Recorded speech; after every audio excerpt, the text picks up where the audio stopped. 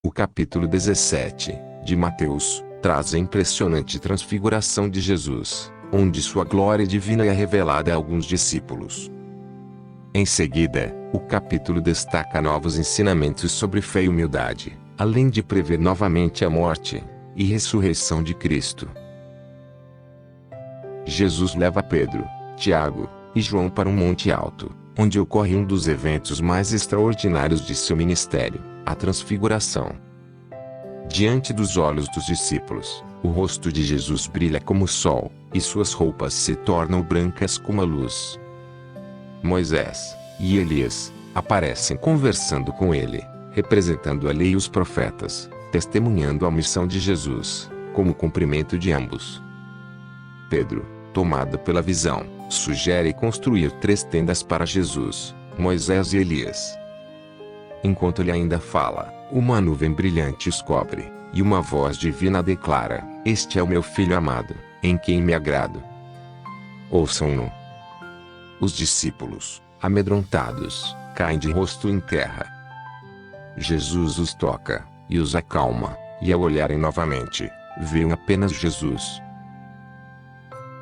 Ao descerem do monte, Jesus instrui os discípulos a não contar a ninguém sobre o que viram, até que ele ressuscite dos mortos. Os discípulos questionam sobre a vinda de Elias, mencionada nas profecias. Jesus confirma que Elias já veio, referindo-se a João Batista, que foi rejeitado e morto. Assim como João, Jesus também sofreria nas mãos dos homens. Este ponto reforça o destino de Jesus, e conecta João Batista como precursor do Messias. Ao descerem do monte, eles encontram uma grande multidão, e um pai desesperado vem a Jesus, pedindo que ele cure seu filho, que sofre de uma forte possessão demoníaca, que o faz cair no fogo e na água. Os discípulos tentaram expulsar o demônio, mas não conseguiram. Jesus, frustrado com a falta de fé, expulsa o demônio com sua autoridade, curando o jovem instantaneamente. Quando os discípulos perguntam por que não conseguiram curá-lo, Jesus explica que foi por falta de fé, afirmando que, com fé do tamanho de um grão de mostarda, poderia mover montanhas. Ele também menciona que esse tipo de demônio só pode ser expulso por meio de oração e jejum. Mais uma vez, Jesus prepara seus discípulos para o que está por vir, anunciando que será traído, morto, e ressuscitará no 3º dia. Os discípulos ficam profundamente tristes ao ouvir isso, ainda não compreendendo completamente o plano divino. Em Cafarnaum, cobradores do imposto do templo perguntam a Pedro se Jesus paga o tributo. Pedro diz que sim, mas quando volta para casa, Jesus o antecipa com uma pergunta: de quem os reis da terra cobram impostos? Dos filhos, ou dos estrangeiros? Pedro responde: que dos estrangeiros.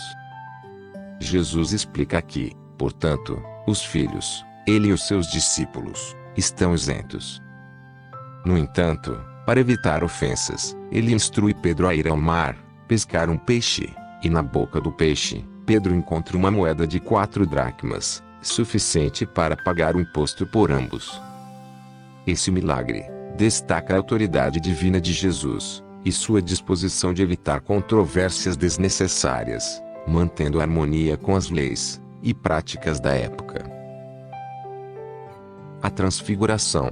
Esse evento revela a glória divina de Jesus, e confirma sua identidade como o Filho de Deus. Moisés e Elias simbolizam o cumprimento da lei e dos profetas, apontando que Jesus é o centro da revelação divina.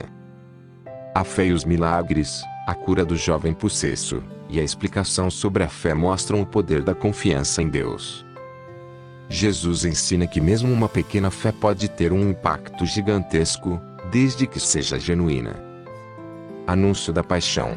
O segundo anúncio de sua morte e ressurreição revela a natureza sacrificial da missão de Jesus, preparando os discípulos para os eventos cruciais que estão por vir.